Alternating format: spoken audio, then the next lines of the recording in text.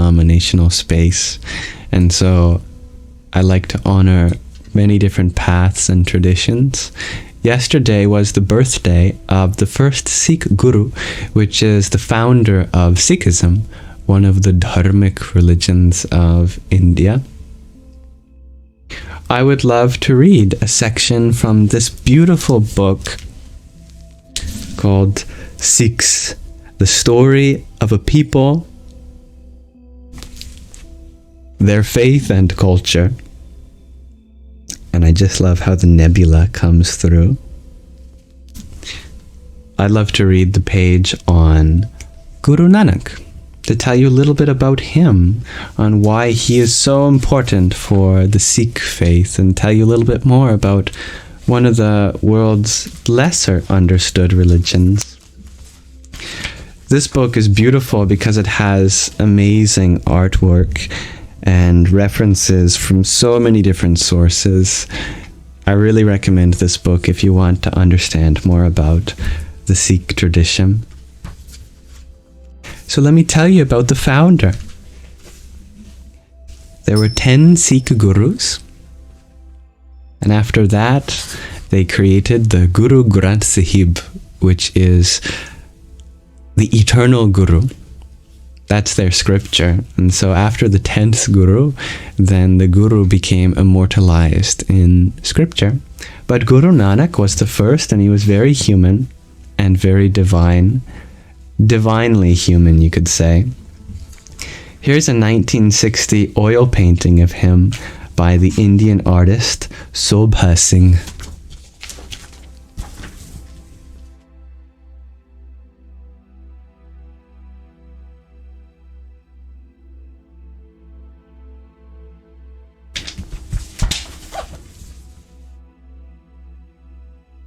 The founder of Sikhism, Guru Nanak, was the first spiritual leader of the faith. His indelible ideas of social organization, theology, and literature have endured through the ages and formed the bedrock of the Sikh religion. Guru Nanak created a socially involved religion that was based on the tenets of equality, service, and humanity. He also established a community quite distinct from others in the subcontinent. Sikh accounts narrate that before founding the religion, Guru Nanak was a man deeply devoted to serving God.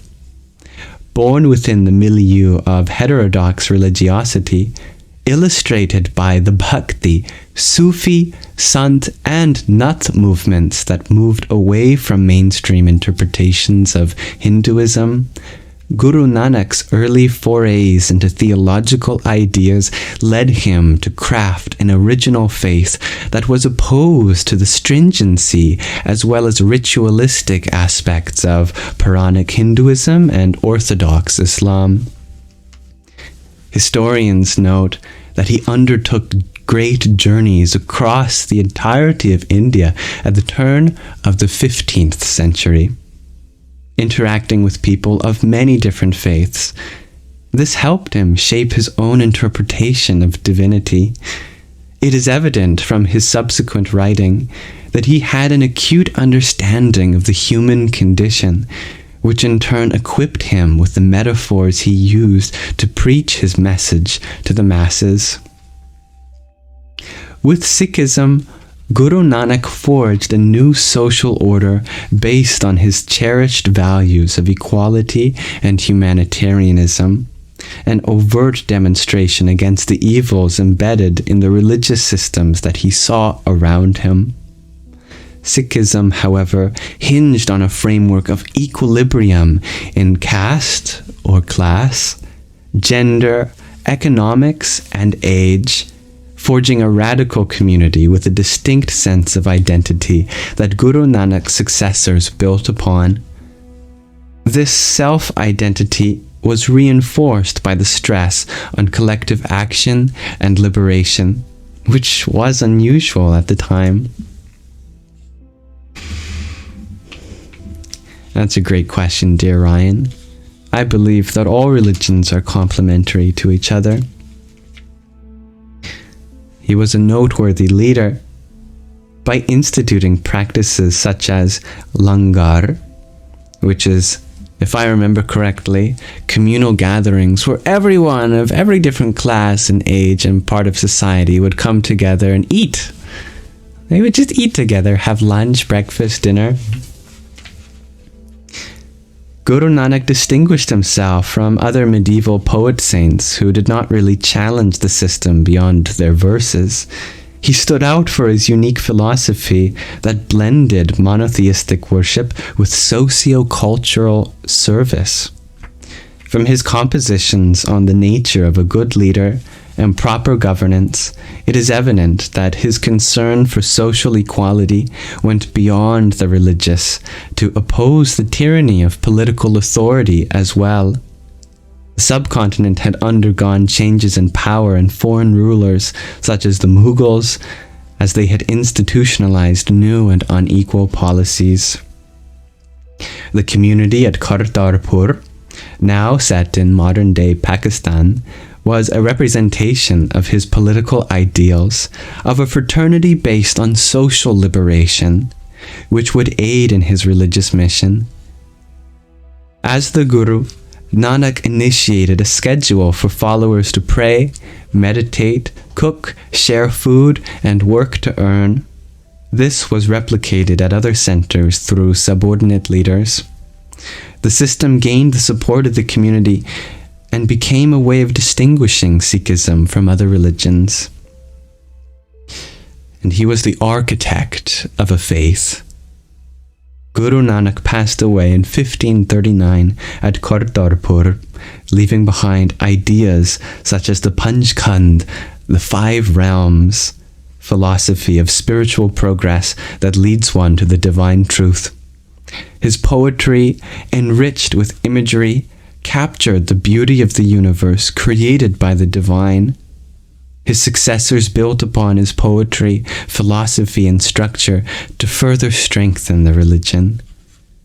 Guru Nanak set the fundamental beliefs that are followed to date in Sikhism, and his Gurbani, or words, inspired the compositions of later Sikh gurus as well, demonstrating his central position in Sikh history.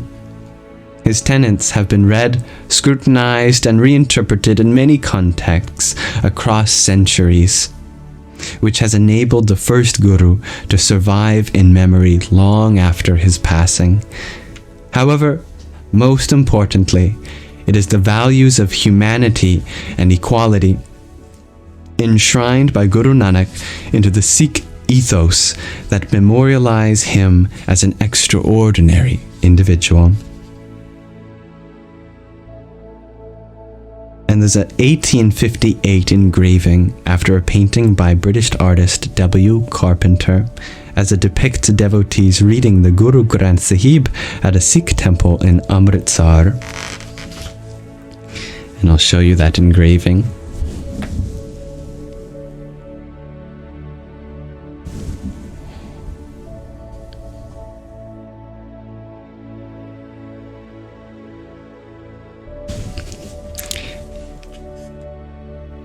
And there's a quote from Louis E. Fenech from The Evolution of the Sikh Community in the Oxford Handbook of Sikh Studies 2014 that states, Guru Nanak was clearly and lucidly the spirit behind Sikh ideology, a fact that is recognized in multiple ways in the unfolding evolution of the Panth.